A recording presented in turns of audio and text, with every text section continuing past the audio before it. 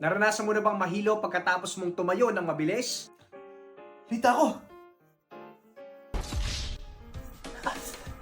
Delikado pa to? Paano ba ito may iwasan? Para sa iyo ang video na to. So, ang tawag sa insidente na to ay orthostatic hypotension or postural hypotension. So, common po itong nangyayari sa may mga edad na, lalo-lalo na po pagka po tayo ay galing higa or galing upo tapos bigla po tayong babangon. So, ano bang nangyayari? Pagkasi po tayo ay biglang tumayo, galing po sa pagkakahiga ay pwedeng makapag-cause ng sudden drop ng blood pressure. Kumpara po sa mga bata-bata, ang mga matatanda po ay hindi agad nakakapag-adjust ng katawan. So sila po ay pwedeng makapag-experience ng panghihilo o kaya mawalan po ng malay na pwede pong makapagsanhi din ng pagkatumba at magkaroon ng head trauma. So marami po kaming na-encounter na ganito at sa kasamaang palad, marami pong natitegi talaga.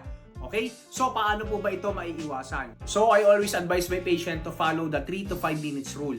Ibig sabihin, pagkagising nila, papakiramdaman muna ang sarili, wigil-wigil ang kamay, ang mga paa, bago po tumayo, no? So, dapat prepared po yung katawan natin in a relaxed state bago po tayo tumayo. May preparation po tayo na at least 3 to 5 minutes bago po tayo tumayo.